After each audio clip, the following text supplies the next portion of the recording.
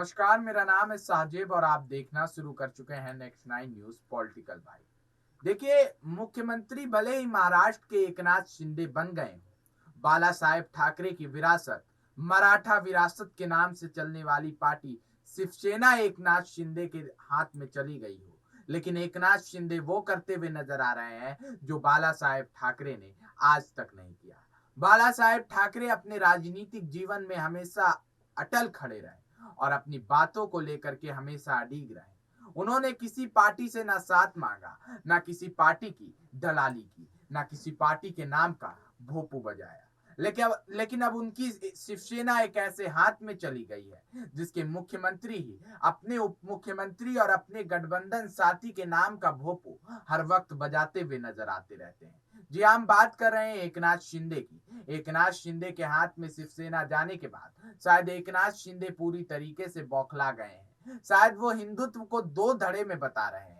उनका हिंदुत्व अलग है, भाजपा का हिंदुत्व अलग है, और भाजपा का हिंदुत्व बाला साहेब ठाकरे के हिंदुत्व पर हावी है।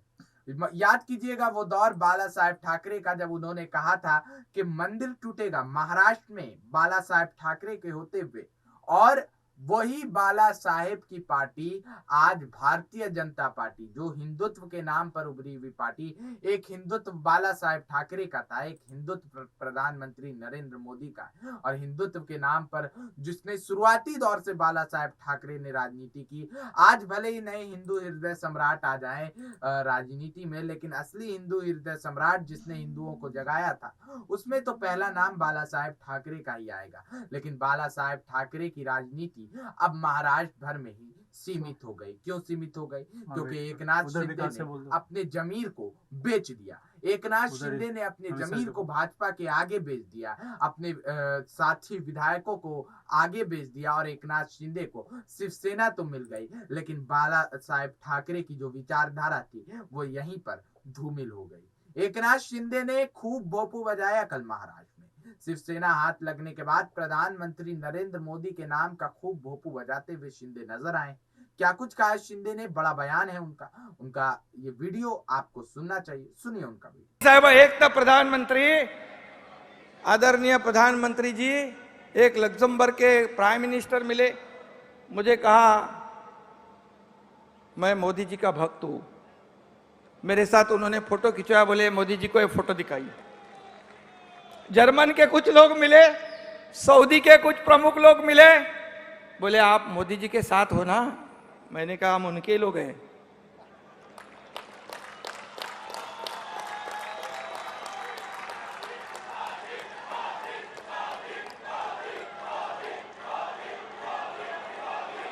और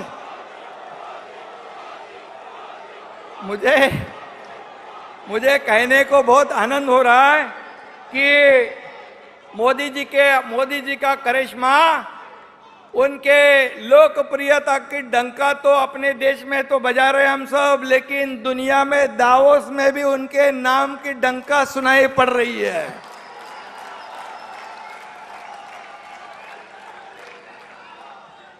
ये हमारा गौरव है। वहां ये सुनने के बाद 1,55,000 करोड़ के तो एमओयू हो गए, लेकिन इसके पीछे आशीर्वाद मोदी साहब का था, क्योंकि वहां पर जो माहौल था, वहां पर माहौल देखने के बाद इतनी खुशी हुई कि हमारे देश के प्रधानमंत्री जी का नाम पूरे दुनिया के प्रमुख लोगों के जबान पे है। ये बहुत बड़ा हमारे लिए गौरव है। और ये क्यों हुआ? क्योंकि G20 की प्रेसिडेंटशिप भी हमारे भारत देश को मिली। ये भी हमारे लिए गौरव है, गौरव की बात है। और ये क्यों मौका मिला? क्योंकि पिछले 7-8 सालों में हमारे देश की अर्थव्यवस्था इतनी ऊंचाई पर आपने ले रखी, इसीलिए तो ये G20 का अध्यक्ष पद हमें मिला। और इसलिए मैं आपका आभारी हूं कि महाराष्ट्र को भी आपने मौका दिया। 4 शहरों में ये G20 के समिट हो रहे, मुंबई में हो गया, पुणे में होगा, नागपुर में होगा और संभाजीनगर औरंगाबाद में होगा। और इसलिए आप दुनिया भर के लोग मुंबई में आए थे, इतने खुश हो गए। अभी मैं यहाँ पर हमारे कमिश्नर चहल जी को भी धन्यवाद दूंगा कि उन्होंने भी बहुत अच्छा काम किया, ये मुंबई को चमका दिया। तो लोगों के पेट में दर्द होने लग गया, ये क्यों हुआ? अरे भाई 15-20 साल आपको मौका था, आपने नहीं किया, हम 6 महीने में कर दिया। तो अच्छा तो बोलो अच्छे चीज को। तो ये मौका हमें मिला कि हमारे राज्य का इंफ्रास्ट्रक्चर, राज्य का ब्रांडिंग, शोकेसिंग करने का अवसर आपने हमें आदरणीय प्रधानमंत्री जी ने दिया, इसलिए मैं उनका बहुत बहुत आभारी हूँ। इतना ही मैं कहूँगा, एवढंच मी सांगतो की मुंबईचा विकास करायचा आहे, मुंबईचा चेहरा मोहरा बदलायचा आहे। गेले 20-25 वर्ष जे झालं नाही, हे सरकार 3-4-5 महिन्यामध्ये कामाला सुरुवात झाली आहे। लोकांना कळतंय, बदल जाणवतोय। किती कोणी टीका केली तरी सुद्धा या मुंबईतला मुंबईकर सुज्ञ आहे। आम्ही विकासाबरोबर पुनर्विकासाचे प्रकल्प पण पुढे नेतोय। त्यामध्ये जे थांबलेले प्रकल्प आहेत, मग ते सेस असेल, डीसेस, नॉन सेस, डीसेसच्या बिल्डिंग असतील, आणखी काही इमारती असतील, त्याचा पुनर्विकासाचा मार्ग देखील आम्ही मोकळा करतोय। आणि मुंबईच्या बाहेर गेलेला मुंबईकर पुन्हा मुंबईमध्ये आणण्याचा आमचा प्रयत्न आहे, एवढंही मी या ठिकाणी सांगू इच्छितो। महाराष्ट्र के लोग खुशनसीब है कि जिन हाथों से आगाज हुआ था, आज उन्हीं हाथों से अंजाम दिया जा रहा है। ये बहुत कम देखने को मिलता है, क्योंकि कई लोगों की मंशा, इच्छा, अपेक्षा थी कि यह कार्यक्रम मोदी जी के हाथों से ना हो, लेकिन नियति के सामने किसी का नहीं चलता है। और ये आज जो आप लोग देख रहे हो, हमारी मंशा थी, हमारी इच्छा थी, हमारी अपेक्षा थी, इस महाराष्ट्र की जनता की अपेक्षा थी, मुंबई वासियों की अपेक्षा थी, जो ये मुंबई के लिए जो हम लोग यहाँ पर जो विकास के प्रकल्प ला रहे, उसका भूमि पूजन और लोकार्पण देश के प्रधानमंत्री जी के हाथों से हो। और आज यही गेल्या वर्षीच्या डिसेंबरमध्ये, म्हणजे वर्षाच्या समारोपामध्ये, देशातल्या गेम चेंजर हिंदुहृदय सम्राट बाळासाहेब ठाकरे समृद्धी महामार्ग नागपूर मुंबईचा शुभारंभ मोदी साहेबांच्या शुभ हस्ते झाला। आणि आता नव्या वर्षाची सुरुवात जी आहे, आपण मुंबईकरांसाठी मोठे प्रकल्प आणि मेट्रो आपण सुरू करतो आहोत। खऱ्या अर्थाने एक कार्यक्रम राज्याच्या उपराजधानीत झाला आणि आजचा हा कार्यक्रम आपल्या राज्याच्या राजधानीमध्ये एक अभूतपूर्व सोहळा आपण या ठिकाणी करतोय।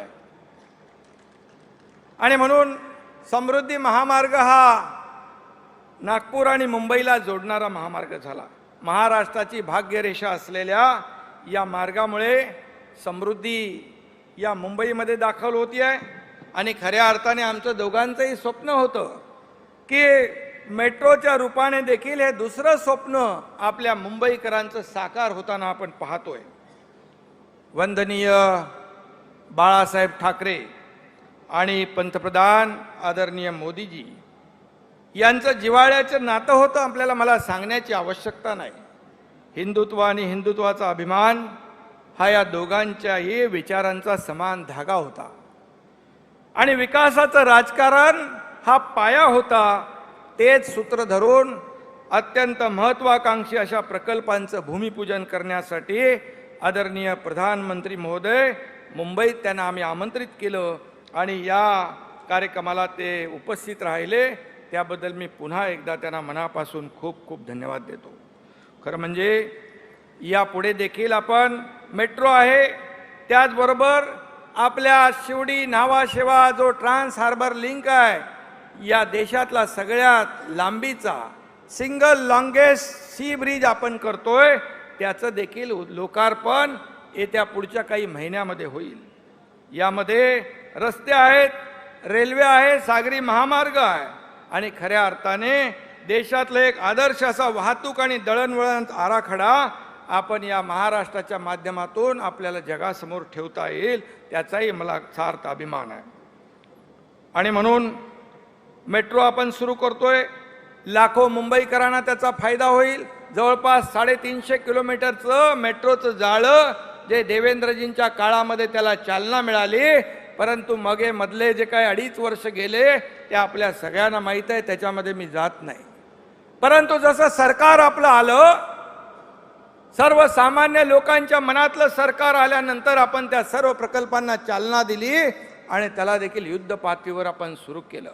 आणि म्हणून जेव्हा हे 337-350 किलोमीटरचं नेटवर्कचं जाळं कंप्लीट होईल, या रस्त्यावरचे 30 ते 40 लाख वाहनं ही रस्त्यावरून निघतील. या लोकांचा वेळ वाचेल, प्रदूषण कमी होईल, लोकांच्या जीवनामध्ये आमूलाग्र बदल होईल. हे काम आपलं सरकार करतं. आणि म्हणून या ठिकाणी केवळ रस्ते, पूल आणि ह्या सगळ्या गोष्टी म्हणजे विकास नाही असं आपण म्हणतो. आणि म्हणून विकासाला मानवी चेहरा पाहिजे. आज आणखी या मुंबईकरांच्या आरोग्यामध्ये चांगल्या सुविधा मिळाल्या पाहिजे, यासाठी बाळासाहेब ठाकरे आपला दवाखाना देखील आपण आदरणीय प्रधानमंत्री महोदयांच्या शुभ हस्ते सुरू करतोय. 20 दवाखाने आज होत आहेत, 123 दवाखाने या ठिकाणी मार्च पर्यंत होतील. एक चांगली आरोग्य सुविधा त्या ठिकाणी सगळ्यांना मिळेल. मगाशी देवेंद्रजींनी सांगितलं, हे STPचं जे काय त्यांनी सांगितलं की किती वर्षापासून हे प्रलंबित होते, परंतु इच्छाशक्ती पाहिजे. आणि इच्छाशक्ती दाखवल्यामुळे आज जे केले अनेक वर्ष प्रलंबित प्रश्न आपण सोडवतोय. कॉन्क्रीटचे रस्ते देखील या ठिकाणी आपण पाहतोय की कॉन्क्रीटचे रस्ते आता टीका करतायत. या आज 400 किलोमीटर कॉन्क्रीटच्या रस्त्यांचं भूमिपूजन आदरणीय प्रधानमंत्री करतात. पुढच्या महिन्यामध्ये आणखी 500 किलोमीटरचे रस्ते आपण या ठिकाणी कॉन्क्रीटचे करतोय.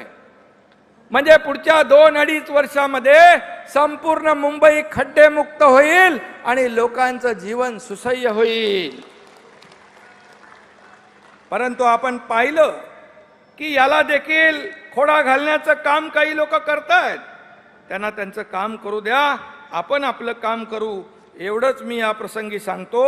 आणि दरवर्षी जे खड्ड्याचा प्रवास, लोकांचे अनेक खड्ड्यांमुळे गेलेले बळी आणि दरवर्षी जे खड्ड्यामध्ये जाणारा मुंबईकरांचा पैसा वाचवण्याचं काम आम्ही या कॉन्क्रीटच्या माध्यमातून करतोय.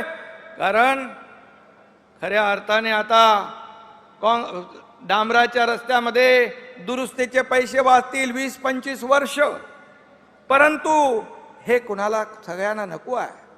लोकांना हवं आहे, परंतु काही लोकांना नको आहे. कारण 25, 30, 40 वर्ष या रस्त्याला खड्डा पडणार नाही, निष्पाप लोकांचे बळी जाणार नाहीत, लोकांचा खड्ड्यातला प्रवास मुक्त होईल.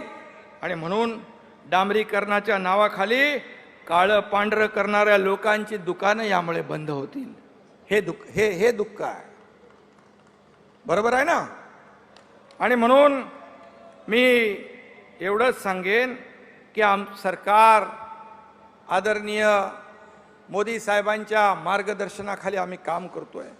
फक्त 6 महिन्यामध्ये या सरकारने घेतलेले निर्णय जर आपण पाहिले तर पेट्रोल डिझेलचे दर कमी करणे असेल, स्वतंत्र दिव्यांग मंत्रालय असेल, ज्येष्ठ नागरिकांना ST मध्ये मोफत प्रवास असेल, दिवाळीमध्ये 100 रुपयात फक्त दिवाळीचा उत्सव साजरा करायला ते पदार्थ शिधा असेल, त्याचबरोबर ग्रामीण भागातील नागरिकांसाठी सुविधा असतील, संपन्न कुटुंब मिशन असेल, 4 कोटी महिलांच्या आरोग्याची तपासणी असेल, त्याचबरोबर शेतकऱ्यांना 50,000 रुपये प्रोत्साहनपर रक्कम असेल, त्याचबरोबर ज्या शेतकऱ्यांचं नुकसान अतिवृष्टीत झालं त्यांना NDRFचे नॉर्म्सपेक्षा दुप्पट मदत, मोबदला, नुकसान भरपाई देण्याचा निर्णय असेल, असे कितीतरी निर्णय आपल्या सरकारने घेतले. सुना आपने शिंदे ने किस तरीके से प्रधानमंत्री नरेंद्र मोदी के नाम का बुलबुला जो है महाराष्ट्र में उड़ाया. अब सवाल ये उठता है कि क्या बाला साहेब ठाकरे की जो महाराष्ट्र में राजनीति की विचारधारा थी, क्या वो महाराष्ट्र भर में ही सीमित रह जाएगी, या फिर 2024 में केंद्र पर भी अपना कुछ कमाल दिखा पाएगी, या फिर केंद्र में बाला साहेब ठाकरे की शिवसेना आगे बढ़ पाएगी या नहीं? कमेंट करके अवश्य बताइएगा। तब तक के लिए बने रहिए और देखते रहिए नेक्स्ट 9 न्यूज पॉलिटिकल बाइट।